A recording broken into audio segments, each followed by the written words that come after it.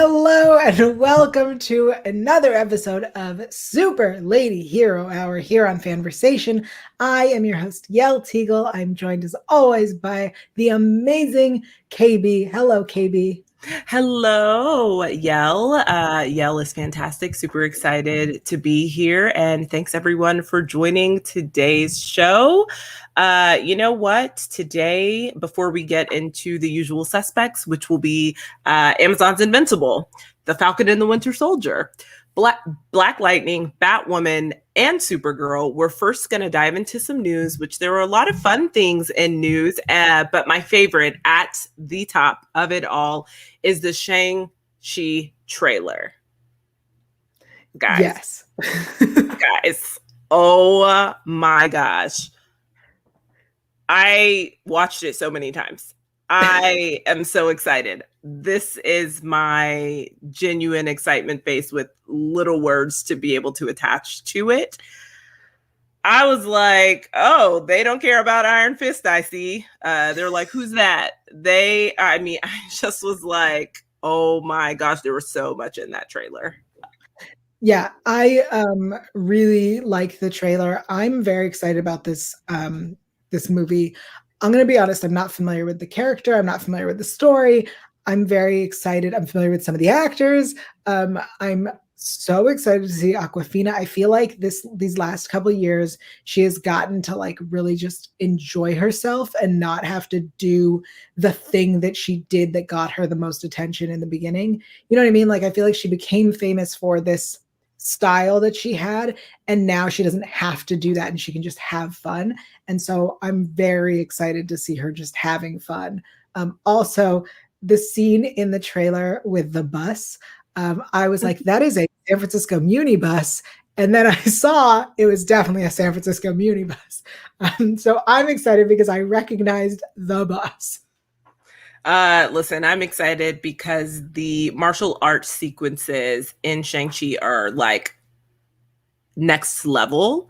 Mm-hmm. I just think visually this trailer was so stunning. Like their use of music, the use of colors, like I saw so many actors that I'm super excited about. And, you know, some of which you can also watch in Crazy Rich Asians if you haven't seen it, which actually is one of my favorite movies of all time. And so I just am like, oh my gosh, I cannot wait to see what I feel like we have to wait an eternity. Like I wish it was coming out right now. You know, I don't need the season finale of The Falcon and the Winter Soldier, but if you gave me this movie right now, you know, I'd be thrilled.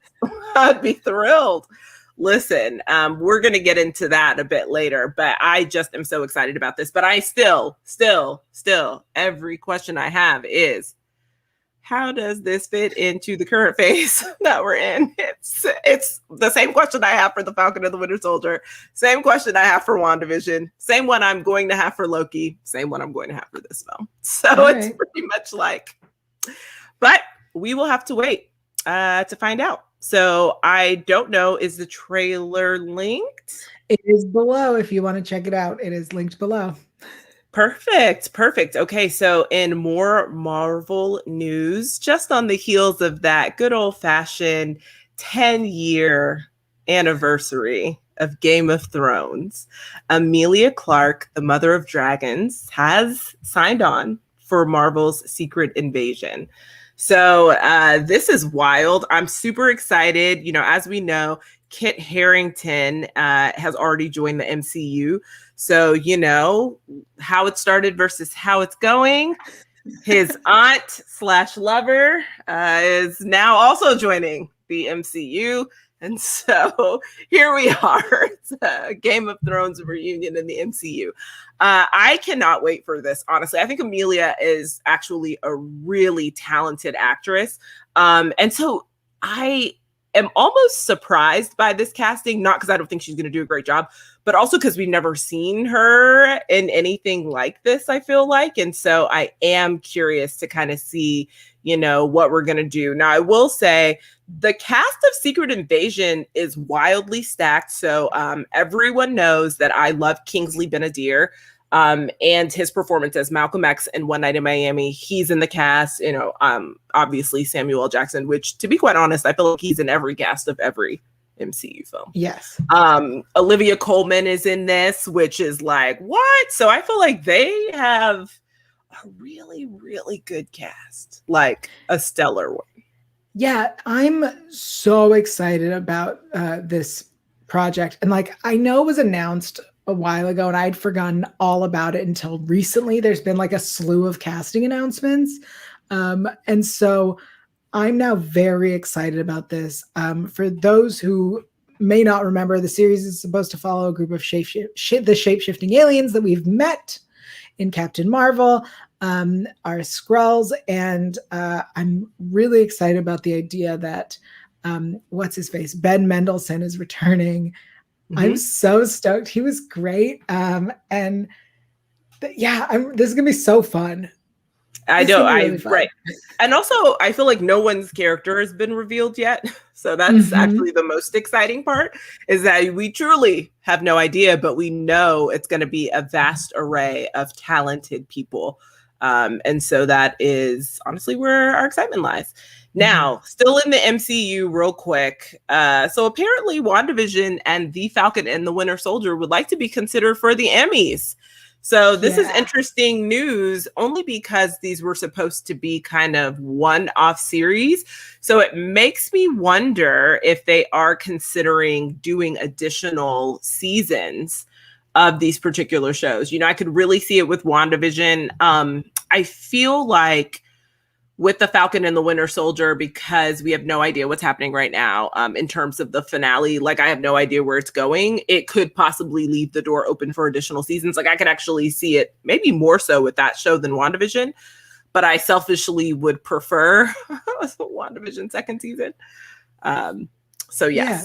But WandaVision is going in for Best Limited Series, which makes me think that we probably, I want to say we probably won't get another season, but we also have a ton of limited series that are just anthologies. So, and we have a ton of limited series that change their mind. Like, it's like once they get the ratings, like their first build as a limited series.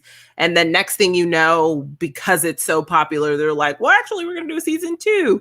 I mean, the first that comes to mind is Big Little Lies, where it was like, hey, you know, this is going to be an HBO limited series. And now look, you know, so I don't know. I guess anything's possible. But it is, I guess I never...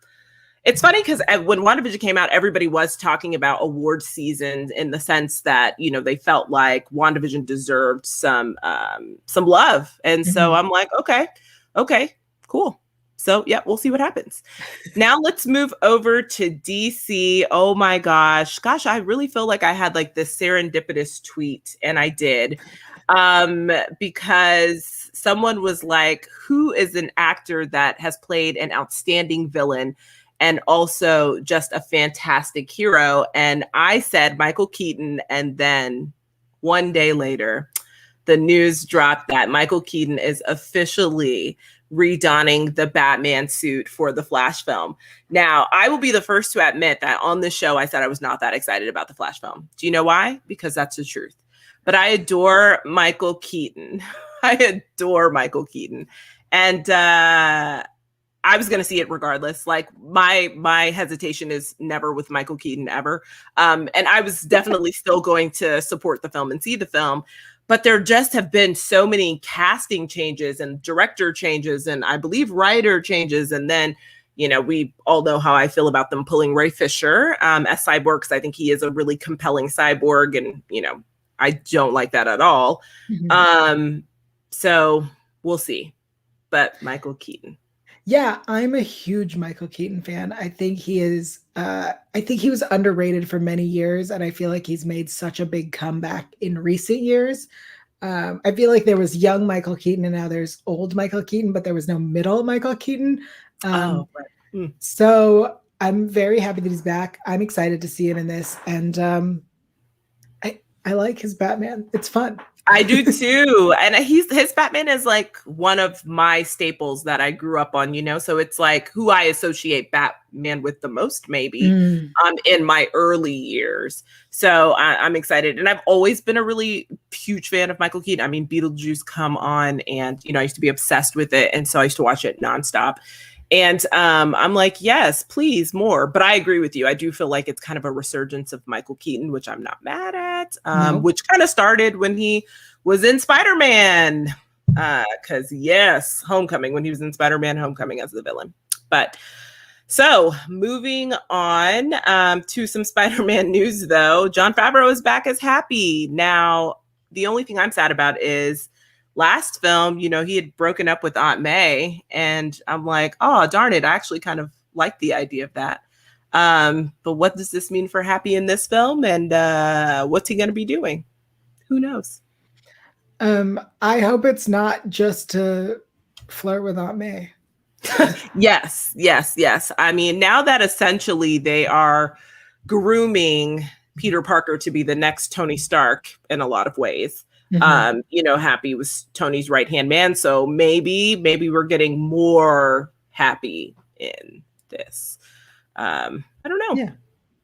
But lastly, in news, there's more casting news for The Boys spinoff. One thing I don't know is, when is this series shooting? Because I do feel like we're getting a lot of casting news, and I'm like, what is happening? I know that The Boys next season is currently filming, but when is this college one? That's a great question. It also doesn't have a name yet. Like, there are so many, it's a lot of stuff's up in the air, but they're announcing a lot of casting. So I'm ready for like concrete info. Yes. Well, okay. But Raina Hardesty has joined the cast, and she's joining one of my faves, Jazz Sinclair from The Chilling Adventures of Sabrina, and a whole host of other people in this young adult soup series that is, also still run by Vought, of course, but is on a college campus. So we will see what happens. I have seen Raina before on The Flash. And so that's cool, because she was as Weather Witch, so she understands what it's like to jump into the shoes of a superhero. So it's super exciting rather, for her to be able to like don another suit and get into it. But of course, The Flash and Legends of Tomorrow have very different vibes from right. Honestly, I'm stoked about this. I love the idea. As we know, I love superhero schools. That's a theme that I like. And I like The Boys, and I think it's wacky and exciting.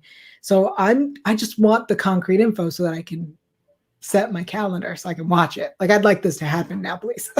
Oh my gosh. I feel like it's probably not going to come out until like next year, but I'm sure. But we're almost there. So I'm just impatient. All right. Well, let us dive in to some of our shows. But before we do, this is your spoiler warning. If only I could find the button. Spoiler warning. If you have not watched all of the shows we are discussing today, pause and come back. All right, because we are full spoilers here. Let's talk about Supergirl. This is the quick cap for episode 4, Lost Souls. Supergirl finds an opportunity to escape from the Phantom Zone, but it comes at some dangerous strings attached. Lena joins the Super Friends on a mission, but finds she disagrees with their plan of action. How did you feel about this episode? I was bored. Okay. I was. Yeah, I know. Yes, for the majority of this episode, I was bored. I am ready for Kara to get out of the Phantom Zone. I think the most intriguing parts of this episode was, don't got it. Like, I just feel like it was moving so slowly. I do appreciate all of the Ghostbusters references. I enjoyed that. What's going on with Brainy is kind of interesting in terms of like him kind of learning how to deal with his emotions. It's interesting in some ways to me. I just felt like I needed the pace to pick up. And it's really hard because it's very clear that when Kara is gone, the team doesn't really know what to do. So it definitely picked up in the last 5 minutes, once they realized that Dreamer's dreams were actually the key to what they need to do moving forward. Okay, so like next episode seems super intriguing to me, going back in time to help save Kara from the Phantom Zone. Love that. But for the most part, I mean, it was really like, the same thing. Like, of course, Mixie is evil. Like, you know what I mean? It's like no one expected her not to be.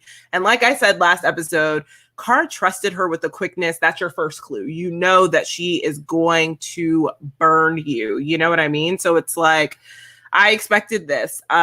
When her dad got, attacked, I was like, clearly it's Mixie. There's no one else here. You know what I mean? It's like, it's those types of things. And I felt that way throughout the episode. So how did you feel about this episode? I agree with you so much. I feel like it wasn't until the end that things actually happened. I think the Mixie reveal we called. Also, I will say we were wrong. We misread the trailer because we assumed that Kara got home, and we were wrong. That was our bad on that. She was still in the Phantom Zone. So I do think the moment where she picks up the Walking Dead bat and is like the Negan bat. Yeah. Didn't that bat have a name? I the bat had a name. feel like it does. Yeah. Sorry, everybody. I don't watch Walking Dead. But when she picks up the bat and Mixie was like, "You can try," I was like, "She's obviously gonna hit the mirror." Like, Mixie, she's not gonna hit you, right? What are you doing? So like it felt very obvious, the whole Mixie storyline, all of it. Her dad is still like the worst. And Mixie was right that he was like giving up so early. Like, oh, it's broken. I guess we're stuck. Yeah.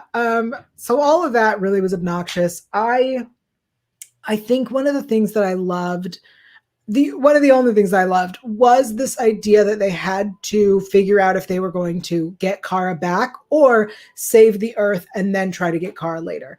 And I liked this idea that, Kara's message is always there, there must be another way. We'll find a way. The optimism is her life force. So like, I enjoyed that continued, and that we saw her friends being like, we have to save the planet, because when we bring her back, we can't bring her from the Phantom Zone to another Phantom Zone. And I liked that. I also think that Lena's like, oh, I shouldn't be on the team thing. I was like, are we, girl, like, everything. Right. Let's move along. Yeah. So I agree. We're on the same page on this one. I agree with you. Like that whole Lena, I'm not going to call it a meltdown, but hesitation. Yeah. I mean, I mostly was like, girl, we have already done this rodeo. We don't need to go back to it. So no. But to your point, yes, I actually do appreciate that it was Alex who talked some sense into Lena about, saving the universe versus saving her sister. I just think that, that's a very tough decision for Alex to make. And I'm not entirely sure that 3 seasons ago she would have made it, but it is a testament to the growth of who she is as this character now, and making that tough choice because she knew it was the right thing to do. So yes, I agree. I really liked that. And also, did you get like Alex and Lena love vibes? Because I did all episode. I was like, it feels like they each have a crush, but no one's saying anything. Yes. I also was like, wait, now they want us to ship them? That's confusing. Right. So I was like, oh, okay. I'm glad you felt it as well. I thought it was just me because I'm known to ship things that don't make sense. But I'll say what I really enjoyed is that as the Ghostbusters are fighting in the end, we were left with Dreamer and Alex. I liked that it was them in the end, because that feels like 2 capable, badass women. And I really liked that.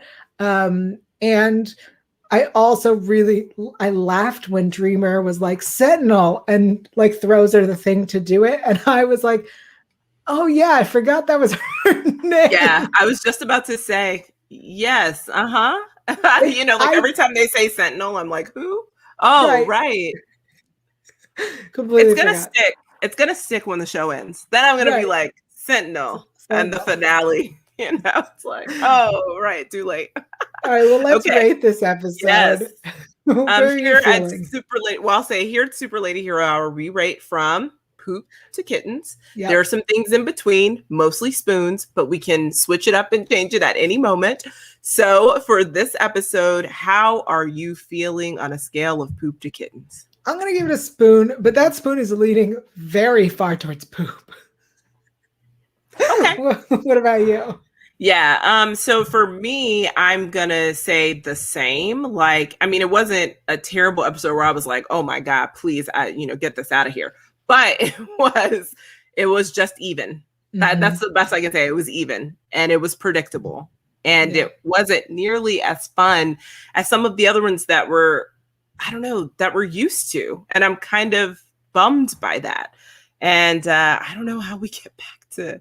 I think more exciting. Honestly, last episode and this episode could have been condensed into one episode. Absolutely. Especially because, since we mistakenly misread that trailer and Kara did not get out of the Phantom Zone, why are we still here? Like, right. truly 100% agree that it could have been condensed for sure. So let's talk about predictions for the next episode. Based on where we ended, we know that they have to go to the past. I really want to predict that it's going to be fun. Like, I want to predict that it's going to be really great time travel shenanigans, 90s references.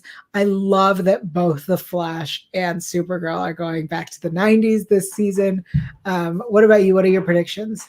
I'm predicting Kara gets out of the Phantom Zone. Maybe I will not be wrong, because honestly, we have a shortened season. It's the final season. We cannot keep spending all of our time in the Phantom Zone. So this trip back to their high school in the 90s has to work, because we're literally running out of time. and we're running out of interest too. So like, please kick it up a notch. Honestly, I thought it was going to be really great this episode where they were defeating the Phantoms on Earth and she was finding her way out and didn't need them to save her. Like, that's where I thought we would get to. And I thought, what a great idea.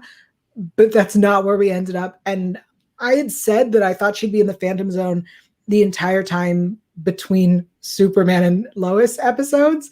And I thought that was only 4, but it's not. So like, we need to get her out of the Phantom Zone. We need to speed it up. Yeah. Yes. But I agree. I mean, everyone knows I love all things 90s. So if we can have all of my heart's desires in this episode, like we did with The Flash, where I just had so much fun with that episode and it was like a million kittens in my heart, then hopefully, we will get there with this one. So anything else? That's it. All right. So next, let's talk about the Falcon and the Winter Soldier. Here's the quick cap for the 5th penultimate. Also, this was the penultimate episode, and I don't know where the ultimate was, but here we are. Episode Truth. Sam Wilson, Bucky Barnes, Baron Zemo, John Walker, and Carly Morgenthau must all deal with the fallout from their actions. So I feel like the quick cap for this says nothing really, because we spent the majority of the time just with Sam and Bucky. Zemo goes away immediately. John disappears basically immediately too, into his personal spiral. And then Carly is just gathering troops. So how did you feel about this episode? It felt like, this felt like we're building up to something. That's what it was. It was all building towards something. It was building towards something that could have been a 15-minute build up in the next episode.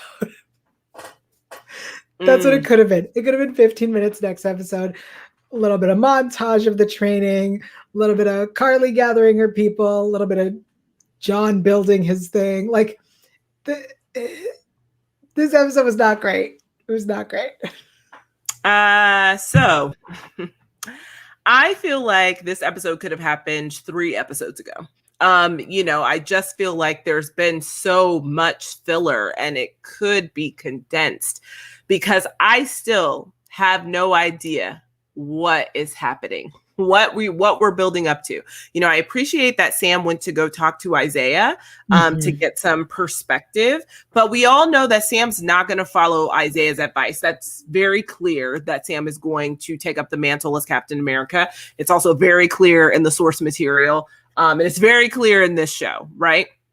So I appreciate the heart-to-heart with Isaiah, but ultimately he's not going to listen. So I just feel like these things could have happened sooner. Zemo has been taken by the Wakandans essentially to pay for his actions. Will he escape? Probably at some point in life. Like, yes, I believe that. What is going on where like Bucky just disappears? I'm gonna get my flight, and what is happening? Like, truly, like, he helps with the boat. He flirts with Sarah. He leaves. I don't like, I what is this building up to? Please tell me. Like, in my mind, and this sounds terrible, but I have no faith that this finale is going to blow my mind. I don't, because I have not seen so far. The best parts of this series are the fighting sequences. I adore them. Every last one of them. So good. But where is the complex layered writing that's going to take us where we need to go in the next phase? Like, what is happening? Truly, what is happening? So I guess I'm just kind of like, I feel like Carly's people, well, one in particular, her right-hand man will likely turn on her. I mean, that's the only thing that I can foresee, because, he's getting really upset with her and this kind of turn that she's taken in this mission. Yeah. But how do all of these things come to a head? We see, like you said, John's making his own shield, which is like, you could maybe spend your time doing something else, John, but sure. John's making his own shield because he has to be Captain America and his identity is wrapped up in this, which, okay. And so it's just like, he's making his shield. Carly's going to have someone betray her. That's the only thing that seems obvious to me.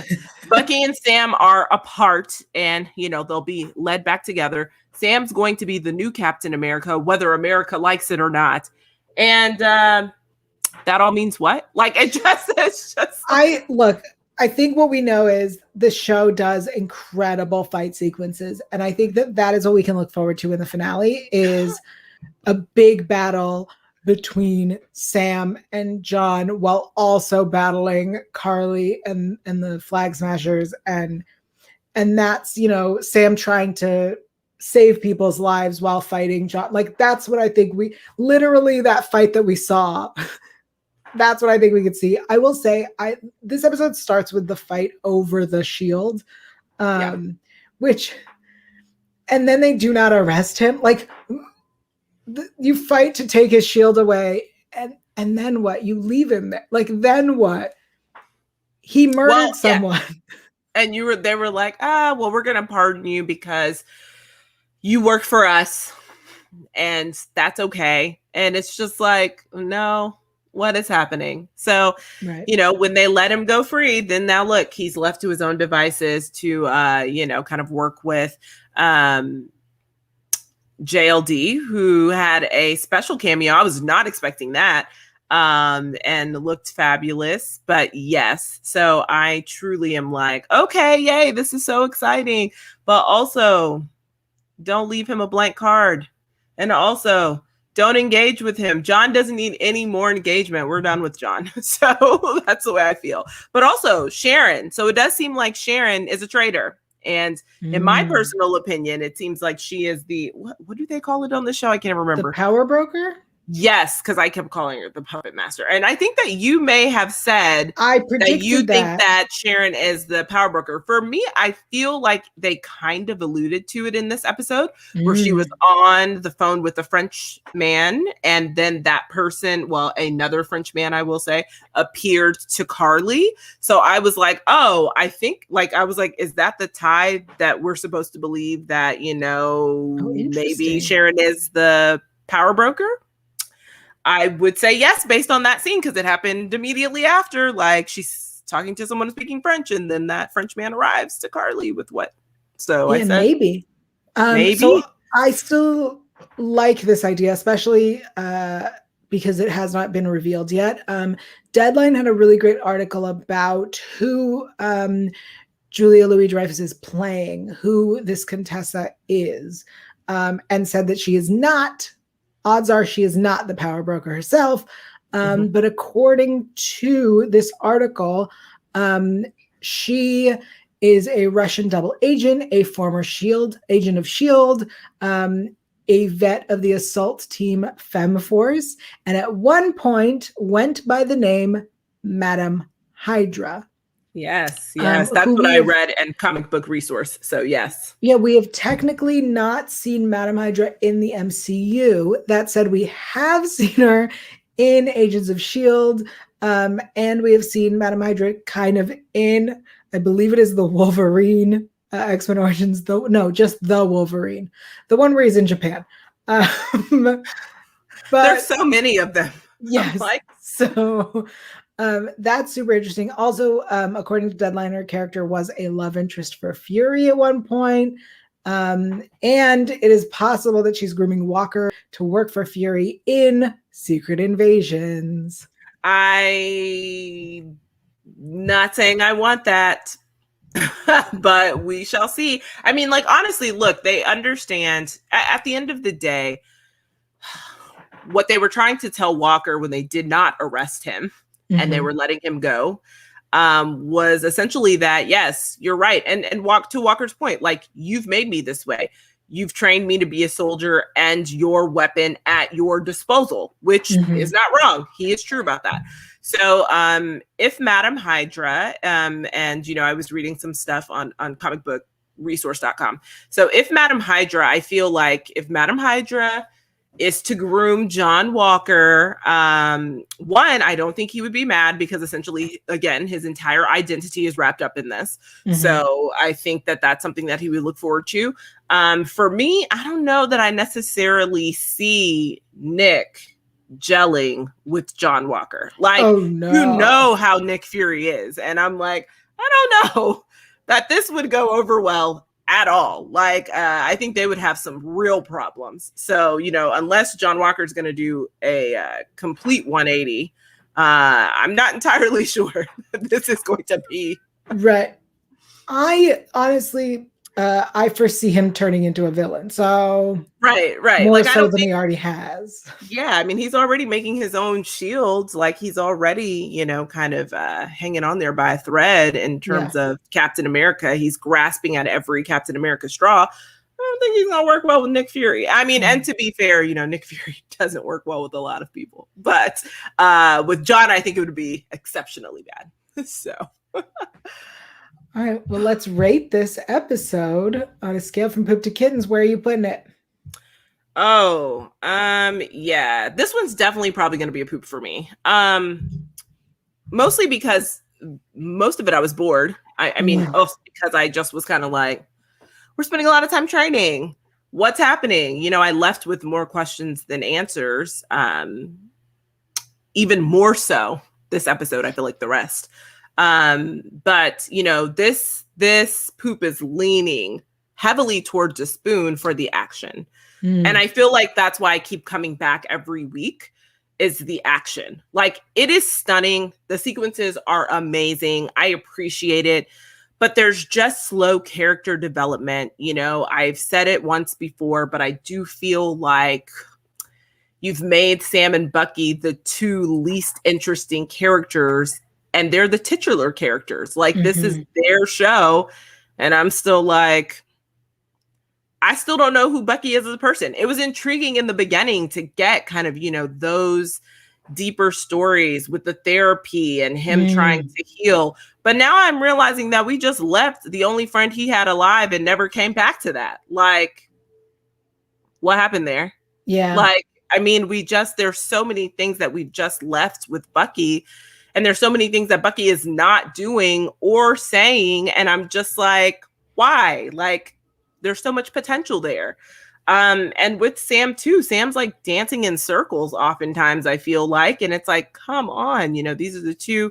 So now I'm like most interested in Sharon, and like, she's probably a traitor. So it's like, I mean, what is happening? And yet I'm still interested, So I just am kind of like, I need this 6th and final episode to close a loop on all of these open storylines that we have going, and please give me something more. I need it to come to a head. So how are you rating this episode?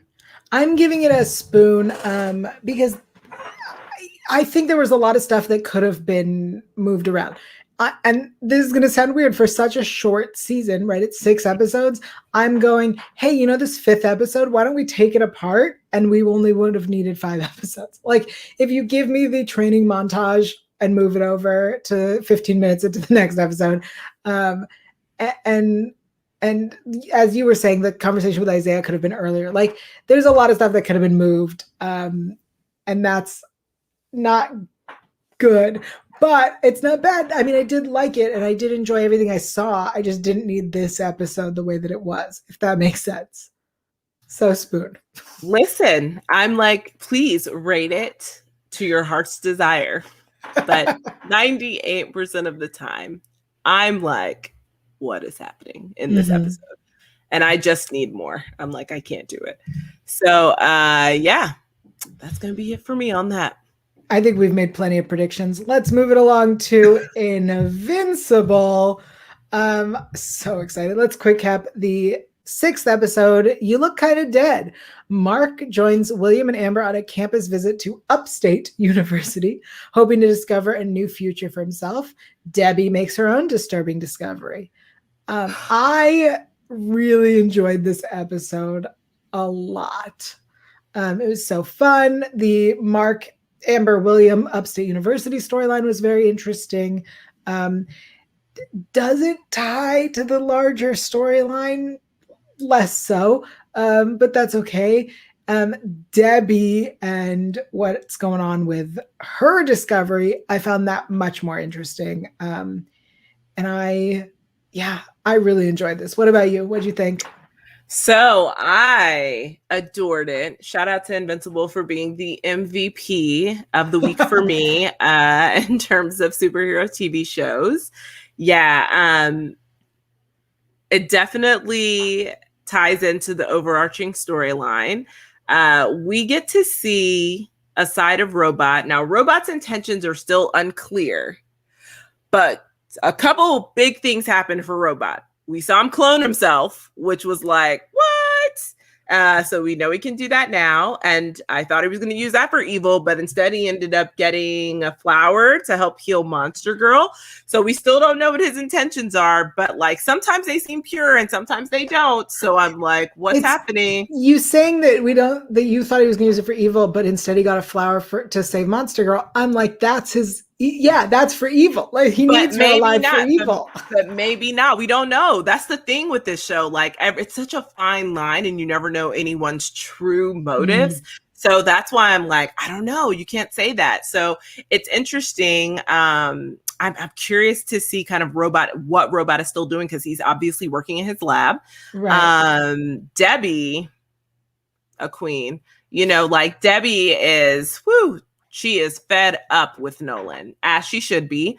And she gets the evidence that she needs, finds out that he killed everyone, and confronts him, which shout out to Debbie, because, I mean, she does not have powers, and Nolan is wildly unstable, which she knows in general, but also especially right now. Yeah. So the fact that she even challenged him on it without any protection, she said, I don't care what happens. I'm letting you know I know the truth. So shout out to Debbie. Listen, I think that little college run was so fun, and it's nice to see them in a different element, a different environment.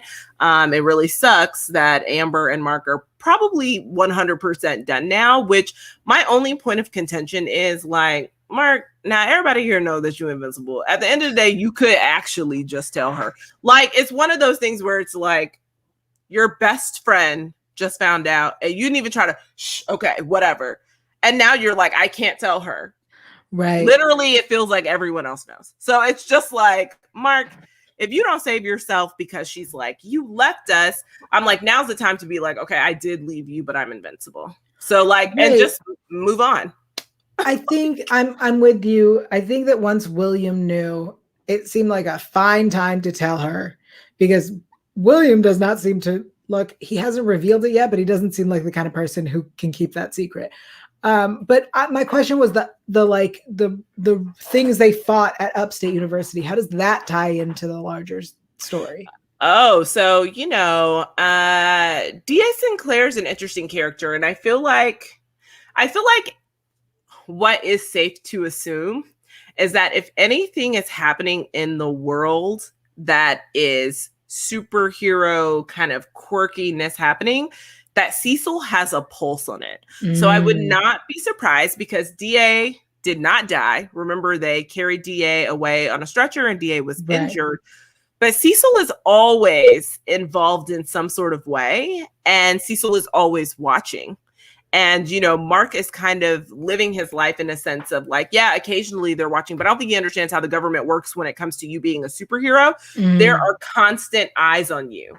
And so I feel like even though Cecil didn't send help or, have someone step in, he knows exactly what happened at that college. He may have orchestrated it. You don't know. So I think that like everything ties back to kind of Cecil. Okay. And that larger government organization. I love how suspicious you are of Cecil. I mean, Cecil just seems like the type who will do anything for the government. Like whatever that looks like will do anything at all costs. But I do love that he read Nolan. Like, not even your own son will listen to you. I was like, Cecil, you did not have to tell him that. It is true. But also, you did not have to say it like that. He just threw it in that man's face, and Nolan was pissed. But it is true. Your own son doesn't even listen to you. Like, what are you doing out here in these streets? So, yeah, I thought it was a fabulous episode. I truly cannot wait to see more. Oh, and shout out to Adam Eve this episode for being like, I want to change the world. So I'm going to. No superhero does that on any show. Yeah. She's like, these farmers are struggling. I'm going to give them crops. I'm like, wow, a queen. She's like, here's a problem. I'm going to solve it. I agree. And I love that. My big questions, these are just a couple questions that came about. She made herself this treehouse, which I think is wonderful. Plumbing. My only question is plumbing. All of it. Yes. Plumbing. Is she just going outside? But where is she showering? Where is she getting fresh water? Plumbing. That's why I said, is she just going outside? Is she literally using the river for everything? Because then I don't know. All right. But it's a good question. Yes. I think we know it's time to rate this, and I think we all know where we're going. Where are you rating Invincible? It's gonna be a kitten for me. Yeah, it was so good. Yeah. How are you rating it? Kitten. Just kittens. All the kittens. Rain down. Okay, so what do you feel like is going to happen next episode? And the little teaser, we see the twins are back. They're always back. I honestly, I have no idea. But I do think that we can assume Adam, Eve, and Mark are going to end up together. I will say the most confusing thing is that her name is Samantha. And that no one calls her Samantha. Like, that's what's wild is in her parents call her Samantha, but she goes to a school and they call her Eve. Yeah. And it's so actually my question is, because when Mark first, realized that Eve was Adam Eve, he was like, oh, that's simple, your superhero name. And so I'm like, okay, so do all the kids know she's Adam Eve? Like, what? I'm confused. Like, I don't think they do, which is why I'm like, why are you going by Eve in the real world then? Right. Because you should just be going by Samantha. But that's what led me to believe that everyone just knew. Because I was like, well, she's just walking around here like. Yeah. It's weird. I don't know. It is very weird. Yeah. I think next episode, we can expect more death. Like, the body counts are so high on this show. I feel like every episode I'm like, oh. So, like probably more death and probably more Nolan flying off the handle, losing control bit by bit. Yeah. So if that's it, then we are going to dive into Black Lightning.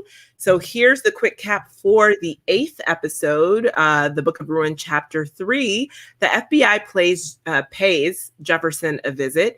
Meanwhile, Anissa surprises Grace. Wow, that quick cap did not touch the surface. So, how did you feel about this episode? This episode felt a lot like the Supergirl episode to me. I was not a huge fan. I did like the surprise party. I did like the JJ stuff. I like her going to school, having to, figure things out. Honestly, I really, really like JJ more than I like Jen. This character is, I don't know why I like this character so much better. I do think it's interesting that we are still dealing with Tobias. Like, why is this happening? I feel like the progress on this show has slowed down um, to a stop. So, I do not feel like it was as bad as Supergirl. I mean, I was like bored to my wits almost with Supergirl, but I do agree that like this Tobias storyline is dragging, and he gotta go. Like, he has got to go. I cannot manage this anymore. I will say the most interesting parts to me is Gamby's now a thief. Like, Gamby is stealing from his lady love. I'm like, oh, and I for sure thought he was gonna get caught. So when he didn't, I was really surprised. JJ, it's interesting. She's integrating into the fold. I think the most exciting part for me was Grace going full leopard. Thank you. I appreciate that. Ishmael, the person who attacked Grace, and Anissa, who is he? So I'm intrigued by that. And then I also like that they still tied in Painkiller. So I'm not entirely sure how long that'll last. Maybe it was just this episode, but I think it's going to last a little bit more because it seems like Khalil wants to get involved in stopping Tobias, which if we would just let Painkiller murder him, I mean, we would not have to deal with this hoopla, but here we are. So yes, I do like that they're tying in Painkiller. That excites me a little bit more, and I'm curious. And also, though, in a weird way, when Khalil was like mentioning how his only concern used to be, like hanging out with Jen, Yeah. I forgot they're the same age, and I was like, oh, that's right. Like I truly, because that is a grown man. Yes, he has been from the beginning. He's been a grown man. I was like, oh, right. I forgot that, like, technically you are also school aged. And so I was like, clearly, not only is he living in a futuristic city, but he is from the future, apparently, because he has aged significantly more than his classmates, apparently. But yeah, I liked that dynamic too. The only thing that I'm just kind of like is, what's happening? Lynn's discovery about JJ being unstable. Mm-hmm. What does that mean? Right. What does, hopefully they'll be able to restore Jefferson's finances and everything like that, and this whole blackmail situation, sure. But I feel like in this episode, it was less about Jefferson from the standpoint of, I guess, because he was helpless, but what does this mean? Like, what does this mean moving forward? So I think, honestly, the Painkiller stuff, the only thing I liked about this was that it made sense that TK would have helped them with the like tech aspect of it. I liked that. Mm-hmm. I like the introduction of someone with powers whose powers are to negate your powers. I really like that. And I liked the way that they chose to show us that. That was really cool. But otherwise, the Painkiller stuff I did not need. He has his own spinoff. And well, his spinoff has not been picked up yet. I know. So I mean, left and should stay gone. But I agree that JJ being unstable, I think like that was such a like it wasn't even said out loud. You had to be looking at the screen, which I'm going to be honest, yes. I wasn't. I had to stop and go back. So like that feels like it's super important, and we chose to gloss over it this episode, which is odd. It's the Ishmael thing. I believe we met him. He's the one who helped put Lala in carbonite. And so okay. He had mentioned to the female gang leader, whose name I don't recall, that the one that was beefing with Lala. Mm-hmm. He had mentioned to her that he has like a a certain number of kills he has to do, and she offered him to do it to kill the Jefferson the family, Pierce family. And that's like who he is he has like, let's say 4 kills left, so he's going to kill them. So that's still him. So to be fair, I couldn't really see who he was in that fight at all. Like the only reason I put it together is because Gambi said he's either a hitman or an assassin, and then they asked what the difference was, and the difference was that one has a code and a like goal, and the other one's for hire. And I was like, oh, so he's that guy that we met very briefly who was like, yep, I have a certain number of kills to do. Got it. Okay. Yeah. Because I could barely see. And then, of course, when he scurried off, when Grace attacked him in her shape-shifting form, I was like, wow, I didn't even see that man's face. That's literally what I said out loud. I was like, who is that? But okay. Okay, got it. Thank you for that. Yeah, of course. Yeah, I mean, I guess we're going to see what happens. So let's get into ratings. So how did you feel about this episode? I think I know where you're leaning, but I'd give it a spoon. Yeah. A spoon. I did like Grace talking to JJ. I really like every time Grace is like, as a shapeshifter, let me tell you how I feel about this, or how, I deal with these things. I think that's a very nice approach. And I like that it ties Grace back into the family, because I feel like she's been underutilized for so long. But mostly I did not like this episode. What about you? Oh, goodness. Yeah, I actually did like this episode. So I'm going to give it a kid. And this might be so I liked Painkiller. I like this one, but these two might be some of the ones that I enjoyed the most so far throughout this season. So, this one had, I adored that fight sequence between Anissa and Grace and Ishmael, if that is indeed him, which yes. So I adored that fight sequence between the three of them. Like, I was like, oh, this is really good. Even though the camera was dark and I couldn't see their faces, I thought, oh, this is still like an intriguing fight scene. Again, like I said, I liked the Painkiller edition. I appreciate that. I do like the stuff with JJ. I adore China. And so, still sad to see her go. But definitely really like, kind of how they're integrating JJ in. And it does feel a bit more natural, which I was really concerned about. And I like where this idea of TK and Gambi, and Gambi stealing now, to get everything done for the Pierce family, because that's where his true loyalty lies. Listen, I'm all in, but to your point, I still need Tobias gone. And also I still need to know what this, stable versus unstable means in the long run. Like what's going to happen with that. So, do you have any predictions for next episode? Which we did not see a trailer for. So right. I do not, and I don't believe it's next week. I have no idea when it is. I don't know either. My prediction is we're going to find out about this stable versus unstable. Because, Len did call Jefferson immediately, kind of when she saw that. But I don't know that she really had an opportunity they chatted briefly, but I don't think it was enough. To fully explain what the potential ramifications might be. So, yeah.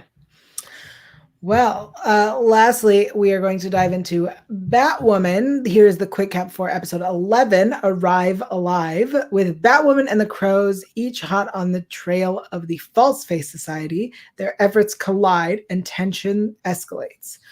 Alice seeks out Enigma, and Sophie and Ryan find some common ground. What did you think of this episode? This was all right. Yeah, it wasn't terrible. I'm digging. I actually really like the Fast and the Furious saga franchise, mostly because it's wild and ridiculous. And I love the little nods to that in the street racing. Quite frankly, I was like, why did it take Sophie so long to figure out that Ryan was Batwoman? Yes. I was like, it's been pretty obvious. And it's so funny when Luke was like, she's smart, she's gonna figure it out. And I was like, she should have been figured this out, to be honest. So there's that. still over Angelique. Not sure why we're keeping her alive. And, Enigma was compelling, but in this episode, I kind of was like, well, what happened to that? Like, I was less interested in Enigma and for some strange reason. So I'm like, I'm hoping she goes back to being as compelling as I think that she is next episode. This episode, she mostly just returned their Alice and Ocean's memories. She promised Sophia she wouldn't do that. So I wonder what the fallout's going to be because of that and the chaos that may ensue. But anytime I get to see Ocean, it's a good episode for me. So I'm like, oh, yay. And that's how I felt. How did you feel about it? I agree. The Alice Enigma stuff was the least interesting part of the whole episode. I agree when Ocean is there. It's wonderful. Ocean is welcome to be on screen and do nothing. I'm cool with that. Literally nothing. Yeah. So like all of that, I was bored beyond belief. Like the memories that are in the car and like what I didn't need any of it. And then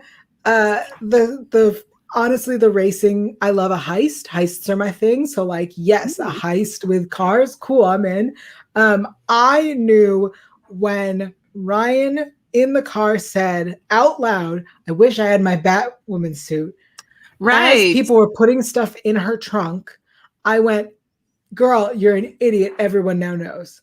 It wasn't that for me because no one was in her trunk yet. They were about to be. The trunk was open and they were walking towards it. Right. So I knew that they weren't going to hear, but I knew it would be recorded for someone to hear. And I actually thought that Sophie was already listening. Like, do you know what I mean? I thought that they had their own line, like it was Sophie and Luke and Ryan.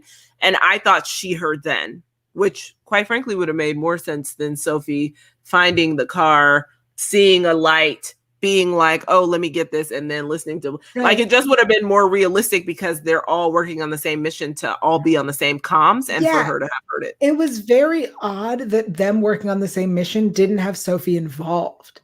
Right. Like, I definitely don't believe that Sophie would have permitted Ryan to do it without any oversight, which is weird. Right. So that's why I was like, wouldn't it just be easier to have everyone on the same comms? Yeah. Anyway, so not a big surprise that Sophie by the end of the episode figured it out. Also, I agree with you about the Angelique stuff. I'm over her. Well, I mean, if we don't she keeps making herself like valuable. I'm only putting that in quotes because it's like, to this like circle that she's running in and these criminals that she's meeting, she wants to stay alive. So she's making herself valuable. But I don't see the value. Like, I'm kind of like I also don't understand why Black Mask was like, you have to try it. Do you not understand how drugs work? Like, no, the cook should not be taking the drugs because if the cook is taking the drugs, they cannot cook. But also, you literally had no one else. And she's not even the top cook, right? Ocean is. But you don't know where Ocean is, and she might. And then also, you hired her to cook, and she didn't teach anyone else to do anything. So if you kill her, then what happens with Snakebite? Yeah. So I was just like, oh, I mean, so in that regard, yes, she is valuable. So I have to retract my statement because clearly she's the only one who has to make this. But I'm still like over her and her shenanigans. Yeah. And also another thing, Sophie should have known that Batwoman was Ryan for as much as she asked about Angelique. Girl, as much as she asked, why? Why would Batwoman be so concerned with Angelique? Batwoman is a staple who helps citizens of Gotham, not specific named people that she's asking about all the time. Like, you should have been like, oh, this is Ryan, because anytime I see Ryan, she asks about Angelique. Anytime I see Batwoman, she asks about Angelique. Right. I'm with you. All right, let's rate this episode. Where are you putting it? I'm putting it at a spoon that's leaning heavily to a kitten. because honestly, I thought it was fun. So Okay. actually, you know what? No, I'm gonna give it a kitten because I did think it was fun. Oh I'm wow, gonna look at change that. my mind. I mean, this is like a very basic kitten, like maybe a kitten leaning more towards a spoon because Mm. again, I'm tired of Angelique. And again, how did you make Enigma super, super intriguing just to then get to this episode where I was Right. like, what? So that part I don't like, but listen, Ocean was back, so that's why he was definitely getting a kitten. So how did That's you fair. feel? I'm giving it a spoon, honestly. This week the CW was not doing it for me. Oh no. Okay, got it. So any predictions for the next episode that will now premiere at a new time on May 2nd with the Legends of Tomorrow premiere? I'm so excited about the Legends of Tomorrow. But my only predictions are Sophie's now part of Team Batwoman. So like maybe Sophie leaves the crows. That'd be nice. Oh, wow. Yeah, I don't know that she would leave the crows. I think that she would ultimately do double duty, but I do think she's over Papa Kane, and his antics right now. So it would be the perfect time for her to transition in the sense that she's already over him. I missed Mary this episode, transparently. Yeah. But I like that they didn't say where she was. I'm okay with not knowing, but I did miss Mary. So yeah.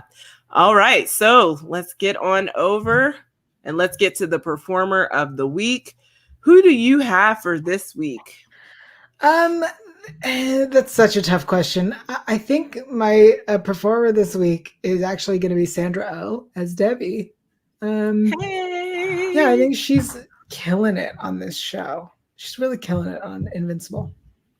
Yeah. Yeah. You know what? My performer of the week, it might be a tie because I do think Megan Tandy as Sophie did kill it. I actually liked seeing her undercover in this role. I Yes. liked her standing up to Papa Kane.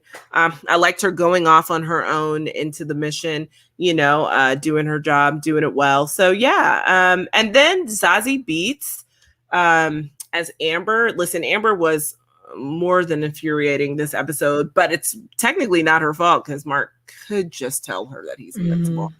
But the layers that you have to have in animation, man, shout out. So yes, because technically Amber's like the most grounded character on Invincible, and That's look true. what happened. So I appreciate that for sure. All right. Tell me about your style icon of the week.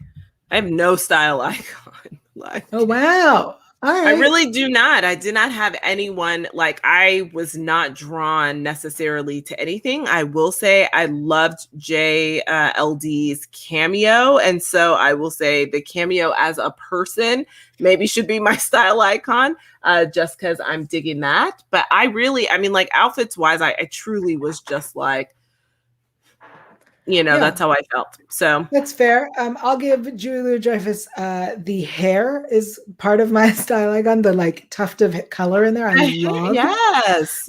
But and Nissa, when she comes into work in that pink blouse, and when they're talking about the gene therapy. Yeah, that was the best of the outfits this week. That was the best. I have to like go back and see it because I didn't exactly see what the shirt looked like because I just saw the lab coat mostly and her hair. But yeah. Speaking of hair, I'm also gonna go with Sophie Undercover with the braids. Yes, because I feel like we've never seen her like that. Nope. So I really enjoyed that as well. Yeah, her braids were super fly. So yep. All right. Our WTF or OMG moment of the week. I think we have the same one. Yeah. Go ahead. Yeah, it's definitely that cameo for sure. I did not see it coming. I feel like everything else on all of the other shows this week were what I expected. So I cannot say I was surprised in any way, but I was surprised by that cameo. I am surprised by Madam Hydra showing up, particularly when she did. I think that's key. So I did not know anything about this casting going in. So they kept that very close to the chest, I feel like, but I am excited to see kind of where this goes and her role in the MCU moving forward. Yeah, I'd seen on Twitter a cameo, but did not see who it was, and so I was expecting a cameo. And then when I saw the feet walking, I was like, okay, here comes the cameo.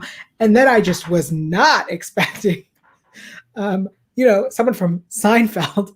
That was just not what I expected. So that was definitely my okay moment. Mhm. All Like, come right. on, Queen of Veep. Seriously. That wraps up this episode of Super Lady Hero Hour. Until next week, KB, where are you at?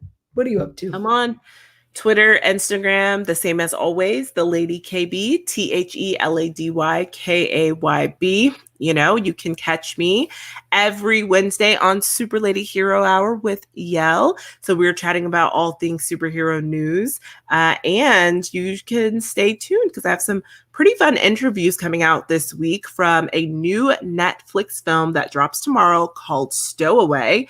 It only has 4 people in the film total, and it takes place in space. So, yes, I got an opportunity to interview Anna Kendrick, Daniel Day Kim, and Shamir Anderson for the film Stowaway. So, yeah. Very cool. And where can everyone find you this week, Yael? Where will you be? I am everywhere on the internet at Yael Tygiel. That's YAELTYGIEL. I will also be back next week for more Super Lady Hero Hour. And on Sundays on this channel, you can find me talking about Law and Order Special Victims Unit, the greatest show of all time, on Law and Order S Review. But until next week, keep up with us on the internet. That's Bye. right. Bye.